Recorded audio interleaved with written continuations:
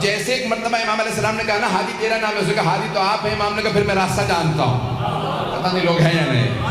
ایک مرتبہ امام نے فرمایا کہا میں پھر راستہ جانتا ہوں، دکھانے کی ضرورت نہیں. جو دنیا کو راستے دکھانے آیا ہو وہ ہادی ہوتا ہے، اور جو خود راستے سیکھنے کا محتاج ہو وہ ہادی نہیں ہوتا. اور سارے درباری خود بخود تعظیم میں کھڑے ہو گئے. خود متوکل اپنے تخت پہ کھڑا ہو کے کہہ رہا تھا فرزند رسول تشریف لائیے، یہ آپ ہی کا حق ہے. میرے تو وڈیرے بھی کہہ گئے اگر آپ نہ ہوتے تو ہم ہلاک ہو جاتے. امام کے لیے ایک مرتبہ مسند بچھائی گئی اور ایک سامنے میز نما شیشے کو رکھا اور کہا امام کے لیے کھانا لگا دیا جائے. اس نے جیسے کھانا رکھا فوراً اپنے جادوگر کو آنکھوں سے اشارہ کیا کہ اپنا جادو دکھا. گرامی متوکل نے جناب امام علی نقی علیہ السلام کو بلایا. یہ جو آج جہاں روضہ سامرہ میں امام کا، یہ امام کا گھر تھا. امام علی نقی علیہ السلام کا بیت الشرف ان کا گھر تھا. اور وہ جو سرداب ہے وہاں پہ بابا علیہ السلام کی جہاں ولادت ہوئی وہ گھر ہے امام علی نقی علیہ السلام کا. صحن یہ آپ کا صحن تھا جہاں آپ عبادت کرتے تھے، جہاں آج قبر مبارک ہے. جہاں قبر مطہر ہے وہ مولا کے گھر کا صحن تھا، وہاں آپ عبادت کرتے تھے، اپنی قبر خود تیار کر رکھی تھی. تو متوکل کو کسی نے کہا کہ کوئی جادوگر آیا. اب جادو عربوں کے لیے سن رکھا تھا کہ کوئی جادو تھا. بابل سے شروع ہوا. بابل حلہ کا پرانا نام ہے، قرآن کے اندر ہے. ہاروت و ماروت، ہاروت و ماروت کا واقعہ سن رکھا ہوگا، نہیں سنا تو پڑھ لیجیے گا. ہاروت و ماروت دو جادوگر تھے بنی اسرائیل کے زمانے میں، جناب سلیمان کے زمانے میں. بے بابل ہاروت و قرآن کے اندر آئے تھے کہ بابل حلہ کا پرانا نام بابل، نجف سے 70 کلومیٹر کے فاصلے پہ ہے حلہ شہر، اس کا پرانا نام ہے بابل. قرآن میں بھی لفظ آیا، کہتے ہیں دنیا کی سب سے قدیمی تمدن کا نام، سویلائزیشن کا نام بابل. نمرود تھا جہاں جناب ابراہیم علیہ السلام کو نار نمرود میں ڈالا گیا. ذہن میں آ گیا؟ تو اب یہ جادو پرانا تھا، لیکن ایک مرتبہ کوئی بنگال کا یا کہیں ہندوستان کا اس زمانے میں کوئی جادوگر اس کے پاس آیا. اس نے اس کی آزمائش کی، امتحان لیا، دیکھا ہاں واقعی جادوگر ہے. کہا فوراً جاؤ جا کے علی بن محمد کو بلا لاؤ، یعنی امام علی نقی علیہ السلام. کہا جاؤ جا کے علی بن محمد کو بلا لاؤ. ذرا جادوگر سے کہا جب یہ آ جائے نا تو تھوڑا اپنا جادو دکھانا، پتہ چلے انہیں بھی کہ ہمارے پاس جادوگر بھی ہیں. واقعہ ذہنوں میں مجھ صرف اشارہ کرنا ہے. ایک مرتبہ کہا جاؤ جا کے بلا لاؤ علی بن محمد کو. اب وہ جو بیچارہ بلانے گیا وہ سوچ رہا تھا پتہ نہیں کوئی بے بس سا امام ہوگا. امام ہو ہی نہیں سکتا بے بس، اور جو بے بس ہو وہ امام نہیں ہوتا. جس کا بس نہ چلے وہ کیسا امام؟ امام بے کس ہو سکتا ہے، بے بس نہیں ہو سکتا. ایک مرتبہ وہ چلا، سارے درباریوں سے متوکل نے کہا کہ خبردار کوئی ان کے احترام میں کھڑا نہ ہو، کوئی تعظیم نہ کرے. 400-600 افراد، دربار پورا بھرا ہوا تھا. قلعہ موجود ہے، بہت بڑا قلعہ تھا، سب بیٹھے. ایک مرتبہ وہ آدمی شہر میں آیا اور شہر کی ایک گوشے میں، ایک کونے میں ایک گھر تھا.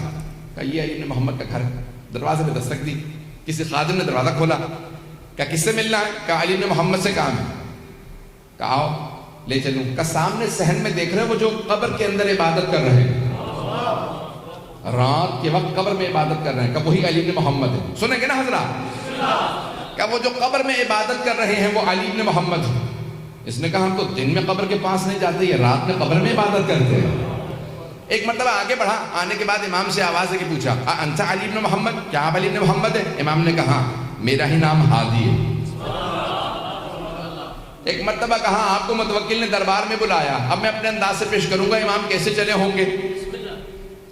اس نے ایک مرتبہ امام سے کہا آئیے میرے ساتھ چلے.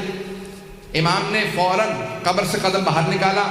ابا قبا پہن رکھی تھی، ولایت کی قبا اوڑھ رکھی ہوگی، امامت کی ابا لے رکھی ہوگی، سر پہ عصمت کا تاج ہوگا، ہاتھ میں تولا کی تسبیح ہوگی، تورا کا ڈنڈا ہوگا. اب امام علیہ السلام چلنے لگے. اس نے کہا میں آپ کو راستہ دکھاؤں؟ امام نے کہا ہادی تیرا نام ہے یا میرا نام؟ جیسے ایک مرتبہ امام علیہ السلام نے کہا نا ہادی تیرا نام ہے، اس نے کہا ہادی تو آپ ہیں. امام نے کہا پھر میں راستہ جانتا ہوں. پتہ نہیں لوگ ہیں یا نہیں. ایک مرتبہ امام نے فرمایا کہا میں پھر راستہ جانتا ہوں، دکھانے کی ضرورت نہیں. جو دنیا کو راستے دکھانے آیا ہو وہ ہادی ہوتا ہے، اور جو خود راستے سیکھنے کا محتاج ہو وہ ہادی نہیں ہوتا. امام ایک مرتبہ چلے اور اپنے ہی انداز سے چلتے ہوئے دربار پہنچے. جیسے ہی دربار متوکل کے آئے تو متوکل نے کہا تھا سب سے کوئی احتراماً کھڑا نہ ہو.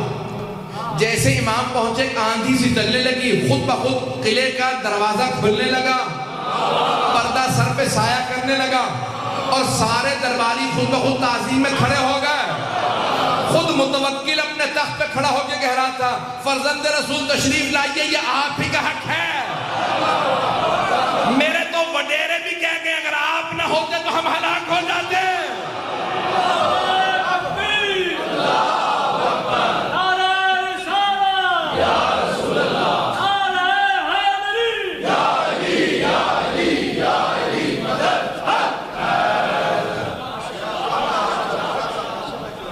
ایک مرتبہ امام علیہ السلام چلے اور جیسے ہی دربار میں داخل ہوئے سارا دربار امام کی تعظیم میں کھڑا ہو گیا۔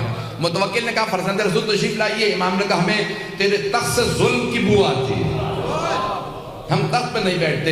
امام کے لیے ایک مرتبہ مسند بچھائی گئی اور ایک سامنے میز نما شیشے کو رکھا اور کہا امام کے لیے کھانا لگا دیا جائے۔ اس نے جیسے کھانا رکھا فوراً اپنے جادوگر کو آنکھوں سے اشارہ کیا کہ اپنا جادو دکھا۔ واقع ذہنوں میں ہوگا اگر لوگ ہیں یا نہیں ہیں، مجھے تو اشارہ کرنا تھا۔ جیسے امام نے ہاتھ بڑھایا نا تو روٹی امام کے ہاتھ سے سرک گئی، امام روٹی تھوڑی دور ہو گئی۔ امام نے کہا جو بھی ہے باز آ جائے۔ عظمت امام علیہ السلام دیکھیے، نام نہیں لیتے، یہ نہیں کہتے میں جانتا ہوں جادوگر۔ امام نے کہا جو بھی ہے باز آ جائے۔ پھر امام نے دوسری مرتبہ ہاتھ بڑھایا، پھر ایک مرتبہ روٹی سرک گئی۔ امام نے ایک مرتبہ کہا کیا ان درباروں میں شرفاء کی زبان نہیں سمجھتے لوگ؟ تیسری مرتبہ امام نے روٹی کی طرف ہاتھ بڑھایا، ابھی پھر بھی وہ باز نہیں آیا۔ سارا دربار دیکھ رہا تھا جادوگر اب کیا کرتا ہے۔ جیسے ہی امام نے ہاتھ بڑھایا، جیسے ہی تیسری مرتبہ روٹی ہاتھ سے سرکی، اس دیوار کے اوپر غالیچہ تھا، غالیچے پہ ایک شیر کی تصویر بنی تھی۔ لیکن جادوگر کو جواب دینا تھا، پتہ نہیں لوگ پہنچ رہے نہیں پہنچ رہے۔ جادوگر کو جواب دینا مقصود تھا، اسے بتانا تھا تو جادوگر ہے، ہم صاحب اعجاز ہیں۔ امام نے ایک مرتبہ وہ جو دیوار کے اوپر غالیچہ تھا، غالیچے کو دیکھا جس پہ اسد کی شیر کی تصویر بنی تھی۔ عربی زبان میں شیر کو اسد کہتے ہیں۔ امام نے شیر کو دیکھ کے عربی میں کہا ایھا الاسد، او شیر تو دیکھ رہا تیرے ایمان کی توہین ہو رہی ہے۔ ایک مرتبہ سارا بندہ پریشان ہونے لگا، لگ یہ رہا تھا کہ غالیچے پہ جو شیر کیا عکس بنا ہے وہ عکس نہیں رہا، شیر بن رہا ہے۔ وہ شیر بن کے آگے بڑھا، نہ اس نے امام سے پوچھا کہ کسے کھاؤں۔ ایک مرتبہ جادوگر کی طرف بڑھا، اسے بغیر خون کا قطرہ گرائے پورا نکل گیا، اور پورا نکلنے کے بعد امام کے سامنے آگے کھڑا ہوا اور ایک مرتبہ فصیح عربی زبان میں کہا فرزند رسول اگر آپ اجازت دیں متوکل کو کھا لو۔ متوکل نے ہاتھوں کو باندھا، کہا فرزند رسول اس سے کہیے واپس چلا جا، یہ دوبارہ عکس بن جائے۔ امام نے اشارہ کیا واپس چلا جا، کہا وہ میرا جادوگر تو واپس کر دے، وہ بہت قیمتی تھا، میں ہندوستان سے ہند سے لایا تھا۔ عربی میں ہندوستان کو ہند کہتے ہیں، کہا میں ہند سے لایا تھا، وہ معمولی نہیں تھا۔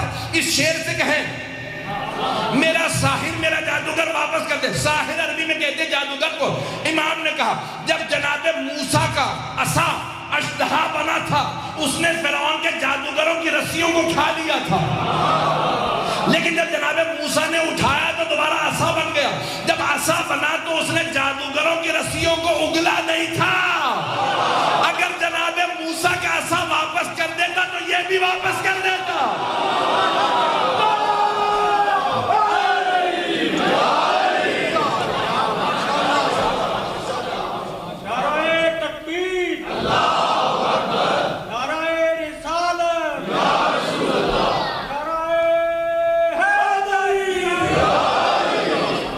توجہ فرمائیں